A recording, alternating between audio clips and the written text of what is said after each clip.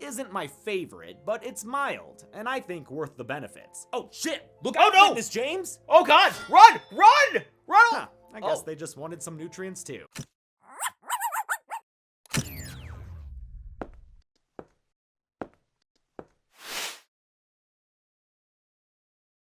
Hey guys, my name's Dan, and today's reaction comes from Dead Meat. This is Scream 2, 1997, Kill Count Recount. So something I had forgot to mention when he did the recount for the first Scream movie was I saw that movie originally a couple years after its release, which also happened to coincide with this movie being on VHS. So yep, I did watch both of these movies back to back. My first two horror movie experiences were Scream 1 and Scream 2, almost right after each other. I don't remember if I watched them both on the same night or not, but I'd certainly watched them back to back at some points. And this was also very interesting too, because my only real knowledge of horror things was Nickelodeon with the Are You Afraid of the Dark and with the Goosebumps books. And this also, considering my age at the time, I certainly developed a crush on Neve Campbell, but we'll get into that. We'll also get into the making of this, but first, before we do that, if you enjoy other Dead Meat videos, I reacted to a whole ton of them for you, and if you want to see future ones that I do, you can go right below this video, click that like button, the subscribe button, every notification bell, as it will let you see past, present, and future reactions that I do, but also get some more eyes on my channel. It's been getting eyes on channels. Go on over and support Dead Meat if you haven't already. I'll leave a link to that, along with many of the things down in the description, and without any further ado, let's go. Welcome to the Kill Count, where we tally up the victims in all our favorite horror movies. I'm James A. Janice, Oh, and today love we're it, looking stab. at Scream 2, released in 1997. With the first Scream a runaway hit, Dimension Films was eager for a sequel. Luckily, screenwriter Kevin Williamson already had an outline for one. As a horror fan, he knew sequels were common, even if they had a reputation of being bad. With most of the script developed before the first film had left theaters, Scream 2 quickly entered production and was released less than a year after the original. Scream 2 follows Sydney into college, where she's targeted by a copycat Ghostface. With an extra $10 million for the budget, the sequel features big-name stars and even bigger set pieces. Every actress in town wanted to come into this, the second part of this series. The crew was equally eager to return, from the casting director down to the prop master. Cast and crew frequently called the set a family, led by their returning director daddy, Wes Craven. That's Production awesome. was rushed though, and faced constant rewrites on the fly. Look at all these script versions. Damn! Some were done without Williamson, since he was busy showrunning Dawson's Creek. These stressful on-set revisions were made because the original script leaked onto the internet. That pissed off Craven so bad, he sounded like me getting annoyed during a live stream. All of you little fuckers out there that think that's really cute, fucking ruined our next 3 months. Despite the messy script caused by all the shifting plot points, there are a lot of fans who call Scream 2 their favorite Scream. I'm the opposite. It's probably my least favorite of the series. But thankfully, there ain't no such thing as a bad Scream. Scream 2 just feels the most drawn out to me, and the most repetitive when compared to the first one. Which, yes, I know is partly the point, but after a while, it starts to feel like when they did another trench run in Force Awakens. It also has some specific scenes that bother me. I can't let them go. But the movie's strengths are hella strong, like a lot of its new or promoted characters. It also introduces Stab, the fictional movie within a movie that allowed Williamson to get extra sequel-sized meta. The Stab movies become a runner in Scream, which is great. We wind up with a franchise within a franchise. Best of all, though, is the evolution of the three main characters, and the individual relationships between each of them. Sidney Prescott, in particular, continues to make a case for my favorite character in all of horror. Here, she's the final girl who knows she's living through a sequel, bringing a perfect combination of vulnerability and resolve. Stop treating me like glass, Dewey. I'm not gonna break. Of course, the triad of her, Gal, and Dewey only works if everyone excels at their parts, and David Arquette and Courtney Cox continue to find fun folds in their characters. Wes Craven gets a lot of credit for crafting good scares, but he and the actors deserve just as much acclaim for these wonderful performances. They really bring an energy to their performances, just like today's sponsor, AG1 from Athletic Greens, brings an energy to my performance. Isn't that right, Fitness James? AG1 is a nutritional drink I have as part of my morning routine, and it really sets me up for the whole day, with nutrients and phytonutrients to maintain my energy levels and help me perform optimally. What's great is that it's NSF certified, the gold standard for athletes, which I am not in any sense of the word, but hey, still does me good. Now, admittedly, the taste isn't my favorite, but it's mild, and I think worth the benefits. Oh shit! Look out, Fitness James! Oh god! Run! Run! Run! Huh. I guess Oh. they just wanted some nutrients too. Support your health journey by clicking Killers need their nutrients as well, I guess. the link where you'll get a free 1-year supply of immune-supporting vitamin D3K2 and 5 travel packs with your first purchase. Few sequels surpass the quality of the original, but maybe this one can surpass the quantity of kills. Let's find out and get to them. The movie begins like the first one, with a 90s actress about to watch a scary movie. Since we can't bury more Barrymores, Scream 2 brings in Jada Pinkett as college student Maureen. She and her boyfriend Phil are at the now-closed Rialto Theater in Pasadena, previously seen on the kill count in a dream scene in Nightmare 4. This place is getting Billy Castle up in this bitch. Red right hand place as the crowd goes fucking nuts, like this were a midnight premiere at the Southgate MJR in the mid-2000s. They're here to watch Stab, an in-universe slasher based on the Woodsboro murders in the first film. It's a true story. All these kids got killed a couple years ago in California. But it's not just based on the events of Scream, it's shot like the OG Scream 2, except this psychosexual shower shot. You get more TNA when you have Heather Graham playing Fakesy Becker. Sure. Audiences would have just seen her in Boogie Nights a few months prior. Later, in Scream 4, we'll see Robert Rodriguez credited as Stab's director. But despite a popular misconception, these scenes were still directed by Wes Craven. Phil heads to the bathroom, where he can't get a dick in thanks to all the ghost faces. Before he can get a poopin' duet going in the stall, he hears some weird noises next door. Is that a little kid voice? What the fuck? In a frankly kind of stupid kill, he puts his ear right up to the nasty ass stall wall, then gets stabbed in the head by Bam! a knife strong and long enough to puncture through. Now Phil's cold and he is scared, lying dying on the floor. All thanks to Ghostface, secret knife agent. Dun dun dun.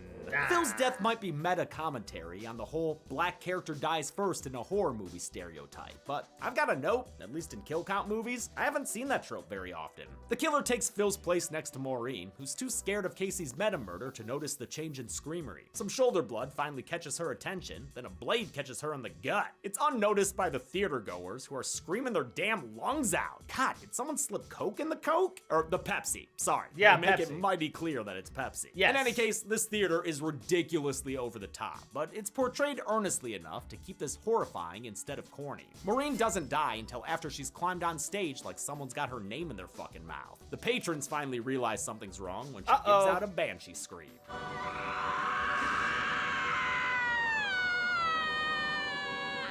Sidney Prescott is now a So over world-weary the top, college I love it. student who has to fend off prank phone calls. It may just be apocryphal, but according to some, the original Scream caused a surge in use of caller ID. Hi, did you know that caller ID use tripled after the premiere of Scream? The CBS Sunday night movies will be right back. Thanks, Drew. Sydney Yeah. attends the fictional Windsor College, and while it's never stated in the movie, the screenplay says it's in Ohio. So I'll take that as canon until stated otherwise. Sucks for them. Haha, go blue! It's the Yeah. same school Phil and Maureen attended before they were killed, and the same school Randy Meeks attends, since he followed Sydney there. To no surprise, Randy's a film major, and the conversation his class has makes me cringe out of my skin. It's fine when they start a meta discussion about the merits of And sequels. Joshua Jackson. Forgot he was in this. do that. Sequels suck. But the specifics of their combo retroactively feel film bro. I got it. The Godfather, Part 2.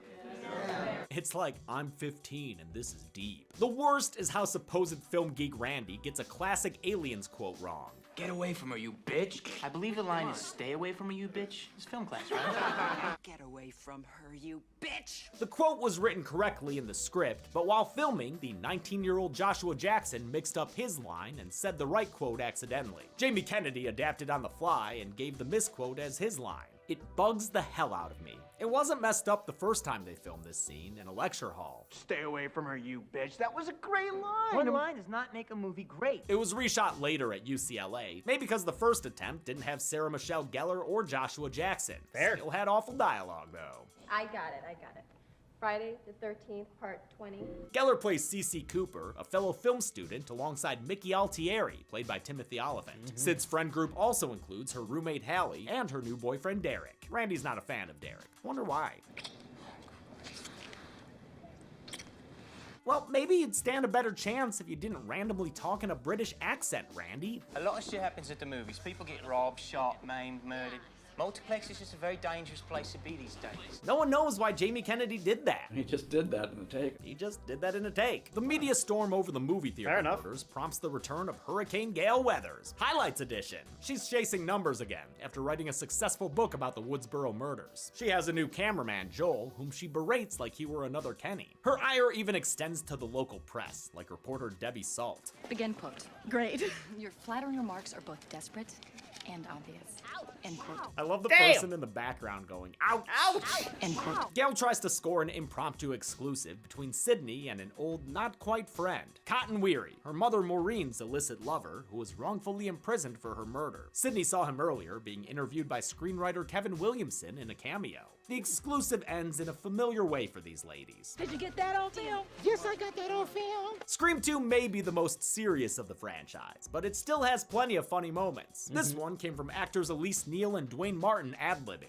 Yeah, they nailed that. You know, and I was mad at Dwayne that day because he said it right after me, trying to steal my shot. Why you gonna repeat it? Then they wanted it. So I was like, man, I came up with that.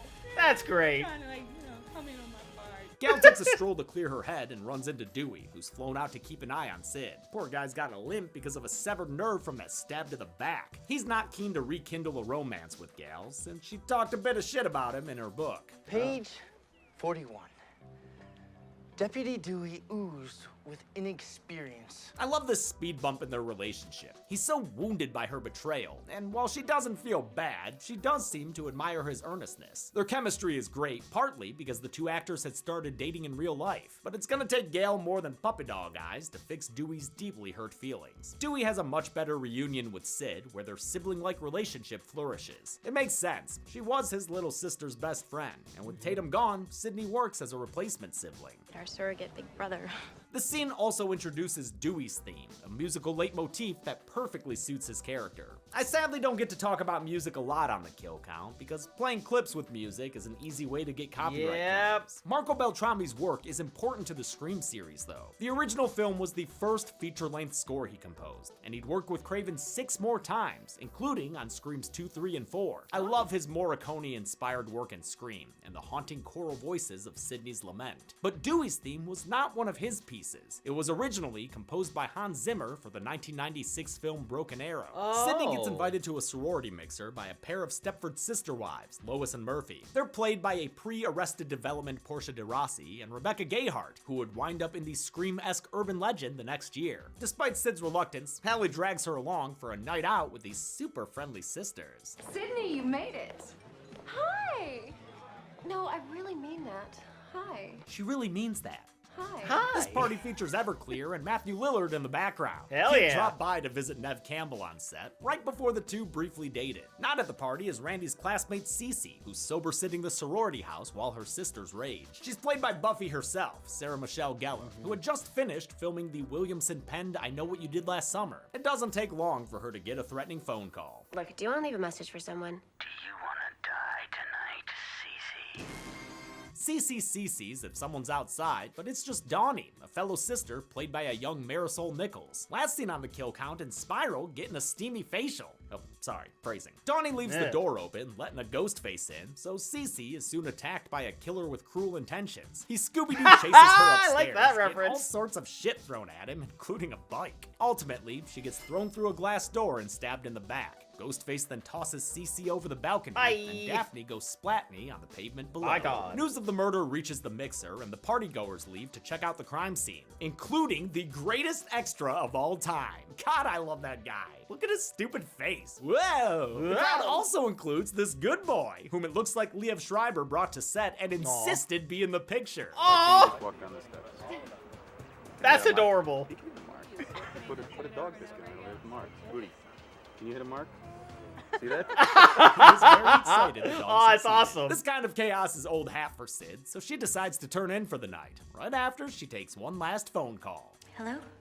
Hello, Sydney. Remember me? A chase ensues, but Sydney manages to get to the back door unstabbed. Derek dashes inside to confront her assailant, but when Dewey follows suit, all he finds is a bloodied boyfriend, but not too bloodied, making him look mighty suspect in the long dark shadow of Billy Loomis. You're lucky he didn't kill you. Yeah, it's awfully convenient. Gal and Dewey meet with Police Chief Hartley and figure out the connection between the victims. Is Cece the girl's real name? Casey. Casey Cooper.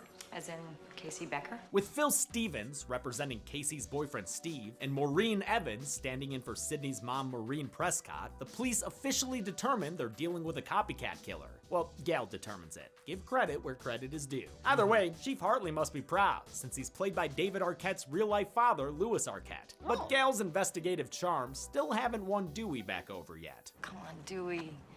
Smile just once. I'll smile when I catch the killer. Sydney sits down for a quiet lunch, but Derek ain't about to let that happen. And so I just decided to myself, I'd hide it to myself. What is he doing? He's ruining the movie is what he's doing. Yeah. Breaking out into song to prove his love to Sid. I think I love you. Don't do this. Yeah, man, please don't. It's an acknowledged reference to Top Gun, where Tom Cruise does the same thing with a different song. It's awful in that movie, and it's even worse here. I can't stand it. I hate everything about it. I hate how long it goes on for. I hate Mickey's stupid dance moves. Fuck you all for clapping. It sucks so bad. And stop conducting, dude. It's so cringe. This Partridge Family song had to be sung by Jerry O'Connell during his audition. Personally, I might have just passed on the part. The cast hated doing it as much as I hate watching it. None of us really like that song. Look at this shit. You can tell O'Connell would rather be hiking towards a dead body. I mean, I did the best I could. Yeah, you did, when you weren't stepping on the wrong table. She's laughing about it. At the end of this garbage, Derek gives Sid his fraternity letters, which they say is a frat faux pas. I don't know if that's real or not. It's all Greek to me. With that cafe-tastrophe over, we check in with Randy and Dewdrop, who's drinking a milkshake just like he had his little ice cream cone in the original. Dewey the Dairy fan. The two watch a scene from Stab on TV, where Billy Loomis is played by Luke Wilson. I guess because of Bottle Rocket? I love how they recreate the hilarious end to that scene. Stupid. They mentioned that in Stab, Dewey's played by David Schwimmer, co-star to Courtney Cox in Friends. As for Sydney, she's played by Tori Spelling, which was mentioned as a potentiality in the first Scream. I see you as a young Meg Ryan myself. Thanks, Dewey, with my luck, they cast Tori Spelling. Randy once again explains the rules of a horror movie, but this time as they specifically pertain to sequels. Number 1, the body count is always bigger.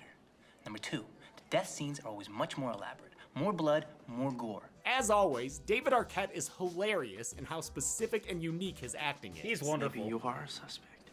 Well, if I'm a suspect, you're a suspect. You have a point. Sydney tries to back out of the leading role in her school's play. I've never loved this Agamemnon subplot, written by Craven during one of the on-set rewrites. But I do like the thematic resonance of Sydney playing Cassandra, the Oracle whose warnings were always ignored. Agreed. It also gives us a cameo by the late David Warner as her teacher, last seen on the kill count in The Ice Cream Man. Rest in peace. He doesn't believe in bad omens, so he tells her the show must go on. During rehearsal, Sydney gets screamy once the fake knives start flying and the hooded faces start ghosted. She runs off stage to weep in the wings, where Derek all of a sudden appears. With that killer boyfriend, Shadow of Billy, still looming over her, Sydney breaks up with Derek. She ain't about to let no second Lion King ruin her pride. Dewey and Randy meet up with Gal and Joel, who's gotten nervous since learning that Kenny was killed. The specifics don't really matter to him. Gutted / the guy ain't in the union no more. He leaves to grab a coffee, and the others get a phone call. I'm not interrupting anything, am I? You three look deep in thought. It sounds like the killer is watching them, so Randy stays on the line while Dewey and Gal assault every student with a cell phone on the the quad. Windsor College was played by Agnes Scott, a private women's college in metro Atlanta. It provided most of the exterior and interior locations. Beautiful campus. Ghostface teases Randy and says he'll always be the geeky supporting character, never the MC. Fuck you! Unfortunately for Randy, the call is coming from inside the news van, and no one hears him struggling over these b-boys blaring Cottonmouth Kings. I hate it! I listened to an embarrassing amount of Cottonmouth Kings, and was kind of excited to find a music video of theirs on the Scream 2 Blu-ray. By the time Gal and Dewey find him, Randy's become the first legacy character to die. Poor little hot dog got ketchup. Hate it! Yeah, let it out. Hate it! Don't relish in it. Love this Sydney character. gets a threatening instant message in the library, scrambling her security detail, Officers Andrews and Richards. Their names are taken after the kid actors in Halloween, Brian Andrews and Kyle Richards. They do a shithouse job, leaving Sid alone so she can get jumped by Cotton Weary. He's eager to step into the spotlight by doing a talk show sit-down with her. We're talking primetime, Sid. You, me, and Diane Sawyer. Understandably, she refuses. Also understandably, Cotton's gotten a little weary of being labeled the bad guy. I mean, come on, Cindy, you dragged my name through the mud. Everybody thinks I'm some kind of psycho killer, and all I'm asking for is one little fucking Diane Sawyer interview to maybe get my side of the story straight. He just wants everything illuminated. I love how Cotton Weary was brought back for Scream 2.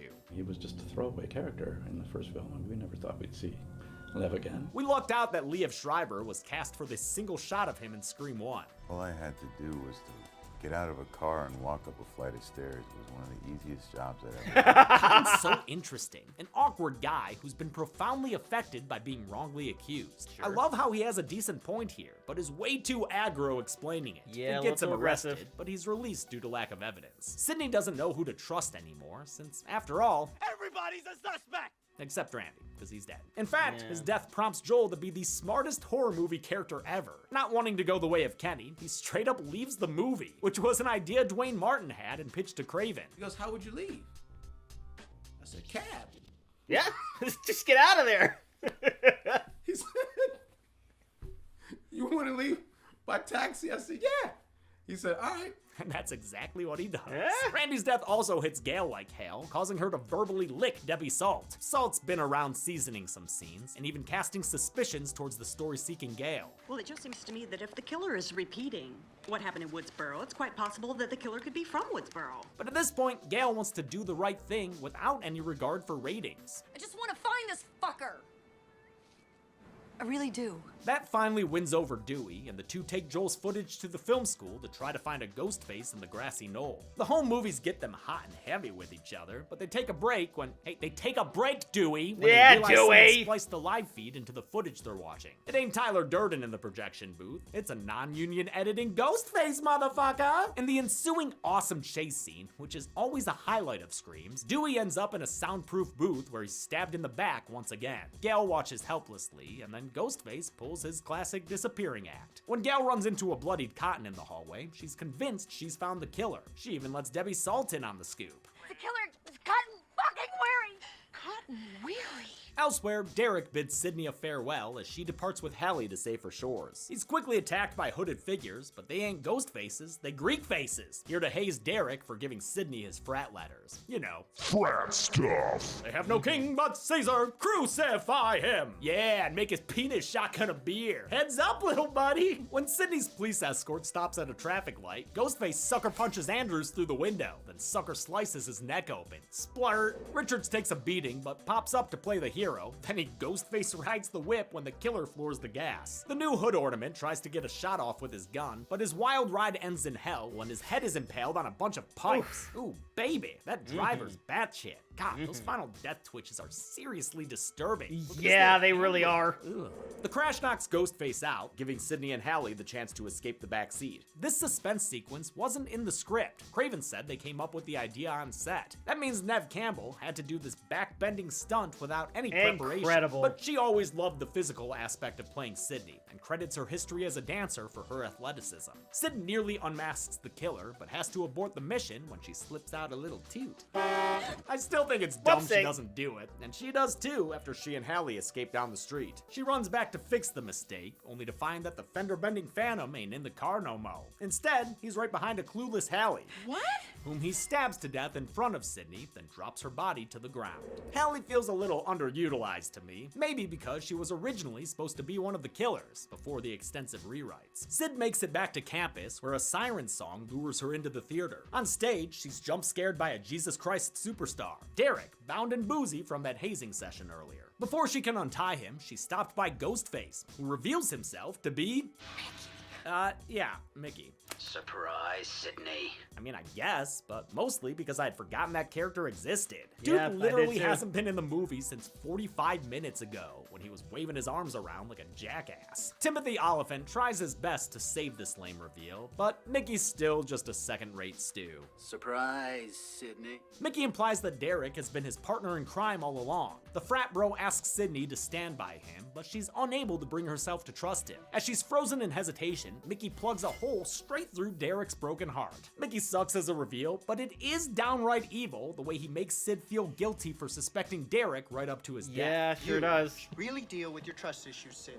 He reveals he's got a case of the crazies with a harebrained homicidal scheme to get caught. Then he'll bask in the media frenzy and blame his murder spree on horror movies. Killing people to become famous is a sadly prescient motivation that resonates with earlier dialogue about life imitating art. You can't blame real-life violence on entertainment. Hello, the murderer was wearing a ghost mask, okay? Just like in the movie, it's directly responsible. No, it's not. This commentary also helped Scream 2 with the MPAA. The opening, they felt, was an excellent commentary on the nature of horror movies and that we were being responsible by making that in some way. There's still one elephant in the room, though, who might be working with Mickey as a second ghost face. Turns out it's Gail Weathers. Nah, just kidding. It's crazy-eyed Debbie Salt, whose real name is... Mrs. Loomis? That's right. That lady is... Billy's mother. Scream 2 originally had a very different ending, back when it was filmed as Scream the sequel, before Miramax demanded a title change.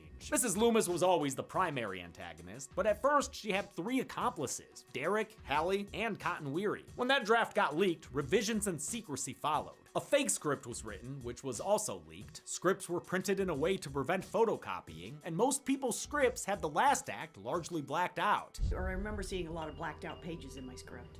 So I thought I might be wearing one of those. Laurie Metcalf's hunch was right, and the matriarchal murderer was foreshadowed earlier by Randy. Mrs. Voorhees was a terrific serial killer. Like Pamela, Mrs. Loomis wants to avenge her son's death, so she plans on killing Sydney and enlisted Mickey online to help her. As for Mickey's plan, she knows it's dumb as shit, so she turns on him and shoots the loose end. The psycho cinephile lets off a shot that hits Gail in the tum-tum. She stage dives into the theater pit for pretty much the rest of the movie. Unlike Mickey, Mrs. Loomis is a great Ghostface reveal, especially because Laurie Metcalf plays her as delightfully unhinged. I am sick to death of people saying that it's all the parents' fault. It all starts with the family. You want to blame someone, why don't you blame your mother? Sydney manages to break away with a breakaway bottle before fighting firepower with fake fire. God, this part is dumb as hell too! What kind of antagonist gets defeated by college drama department props? What are you doing, Sid? Trying to scare her away with noise? She ain't a bear! Their struggle is interrupted by a stray gunshot from Cotton, whom Sydney quickly catches up and introduces to Crazy Eyes Deb. Mrs. Loomis tries to convince Cotton to let Sydney die, but he's gonna base his actions on how they best benefit him. Bet you that Diane Sawyer interview's looking real good right about now. Since Sydney would take Diane over Diane, she accepts the Sure. offer. Cotton shoots the homicidal housewife, ensuring that Ladybird will grow up an orphan. Sydney grabs the gun and gets jump scared by Gal, who says the bullet just bounced off her ribs. Well then, nice of you to help back there, Gal! Seriously! Since this ain't these ladies' first rodeo, they're suspicious of Laurie Metcalf's death face. They always come back. But it's the Deadwood that ain't so dead. Mickey's still got some kicky in him. They quickly gun him down, sending his body tumbling upstage. Or is it downstage? I can never remember. It was a justified shooting though, so Sydney has nothing to worry about. That one was closer to a cause for concern. Hope Sid gets some therapy after this. The paramedics arrive She alongside certainly needs Joel, it. who comes back to cover the night's events. Gail can't be bothered though, after spotting Dewey doing the same old back jab Jesus routine he did in the original. Instead of filing a report, Gail picks her heart over her job and rides off with the Deuster in the ambulance. Sydney is swarmed by reporters, but she directs them to Cotton Weary instead, calling him a hero and giving him the 15 minutes of fame he's been craving. The movie ends with some 90s post-grunge as Sydney walks away to, wait, where is she going? Literally all her college friends are dead. How many co-eds received a deadly degree at sequel school? Well, I want to tell you, but yeah. This morning, I woke up with this feeling. Oh no. I didn't know how to deal with. Oh no. And so I just decided Oh, to no! myself, I'd hide it to myself and never talk about it. And didn't I go and shout it when you asked for a kill count? Let's get to the numbers! Let's get to the numbers! Let's get to to the numbers. Isn't that what the show was based on? Though it's much more nowadays, I still always gotta say, let's get to the numbers. They're struggling to help them like that.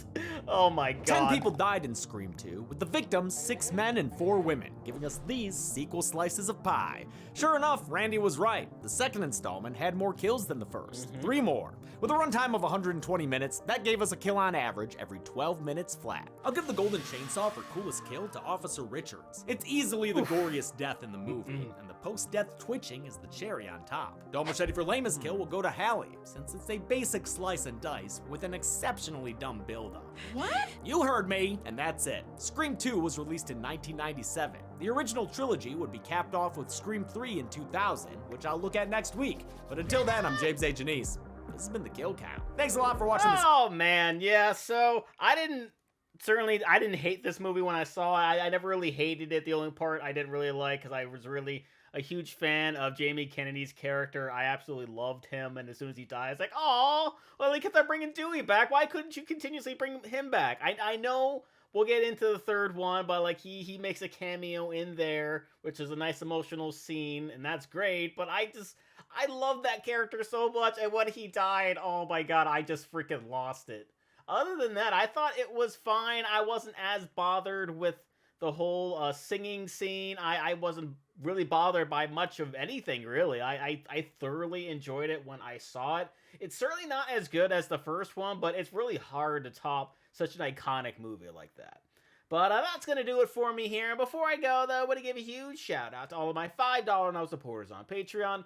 Luchador Cruising, Warrior 310, Jordan Bird, Kester Kronich, Amber K, Raymond Bright, Angel Garcia, Chris Curtis, Jeremiah McCarroll, Jose Acevedo, and Seb. And if you too think that your name in each and every one of my videos plus many other fun goodies, maybe having me react to a past kill count or two, or checking out daily anime reactions, please head on over to patreon.com/ddnreactor. Link will be right there.